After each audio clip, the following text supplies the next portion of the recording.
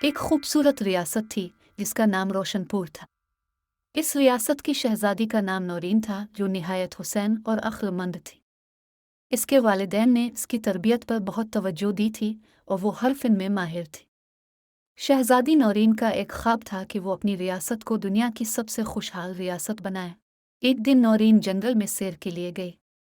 اچانک اس کا سامنا ایک جادوگرنی سے ہوا جو نہایت خوفناک تھی۔ جادوگرنی کا نام کالیما تھا اور وہ جنگل میں اکیلی رہتی تھی۔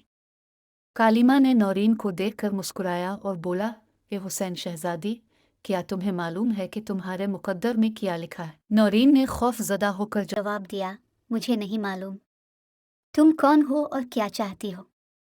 کالیما نے اپنی چھڑی سے ایک چھوٹا سا جادو کر کے ایک شیشے کا گولا بنایا اور نورین کو دکھایا۔ گولے میں ایک خوبرو شہزادہ دکھائی دیا جو کسی قید خانے میں قید تھا۔ کالیما نے بتایا کہ یہ شہزادہ آلیان ہے اور وہ ایک خطرناک جادو کے زیر اثر ہے۔ نورین نے فیصلہ کیا کہ وہ شہزادہ آلیان کو بچائے گی۔ کالیما نے اسے بتایا کہ اس جادو کو توڑنے کے لیے اسے 3 مشکل مرحلوں سے گزرنا ہوگا۔ پہلے مرحلے میں اسے ایک پرانے قلعے میں چھپے ہوئے جادوئی کتاب کو ڈھونڈنا ہوگا۔ دوسرے مرحلے میں اس نے اپنی عقل سے کام لیتے ہوئے دریا کے اوپر ایک پل بنا لیا اور دریائے آتش کو عبور کیا۔